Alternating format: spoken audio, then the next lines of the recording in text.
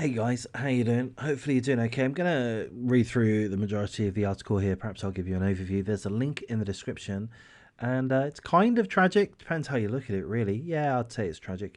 It's in regards to a thief who entered a gun store in Houston on Tuesday afternoon. He entered the gun store. He attempted to rob the gun store. He approached the cash register and began removing money. And he was holding a knife. He was doing this in a gun store with a knife. Guess what happened? Guess what happened? Well, an armed employee of the gun store confronted the robber. Things ensued. The employee fired 2 shots, striking the alleged thief. The alleged thief then ran out of the store and he collapsed in the parking lot. Again, suffered 2 shots, perhaps at close range, I'm not sure. This happened in Carter's Country Gun Store, located on Wilcrest Drive, Southwest Houston, Tuesday afternoon. The suspect was taken to a nearby hospital in critical conditions, and he was declared dead on arrival. No charges have been laid at this point. That may change. Apparently, the incident's going to be presented to a grand jury, and they will make a determination as to whether or not charges should be filed against the store employee. I don't know. I just made a video about an hour ago in regards to an incident which happened in Geelong, Victoria, in which an alleged thief, was beaten to death, perhaps by a customer, perhaps by an employee of a takeaway store, beaten to death with a baseball bat. And at this point in time, no charges have been laid against the guy, the 31-year-old man, who beat the alleged thief. And that angers me.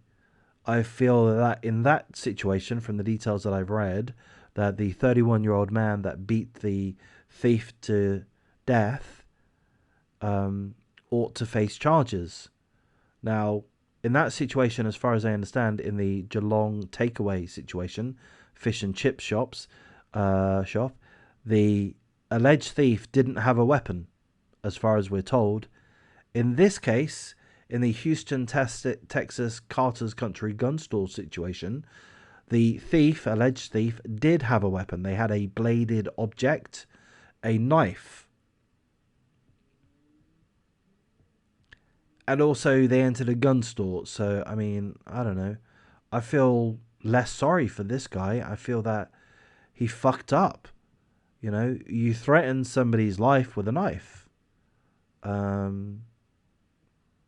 It seems fair and reasonable that you'll get shot. I mean, that's kind of my take on it. Am I a massive hypocrite for having different views for different cases? Perhaps not. Perhaps it's just they all have nuanced details. And this store has a history of being robbed. There was a big robbery in 2016. A group of 10 robbers broke into this same store and they stole 50 firearms.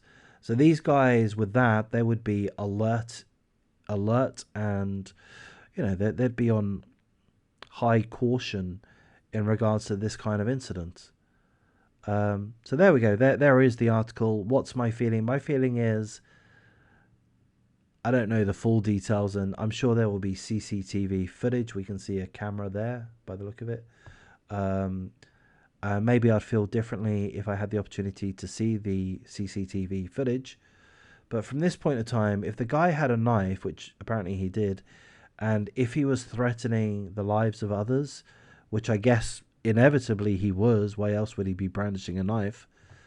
But if that is the case, if he showed a reasonable level of threatening harm to others, severe physical injury or death to others, then I would think that shooting him was just and would constitute self-defense, would be my feeling.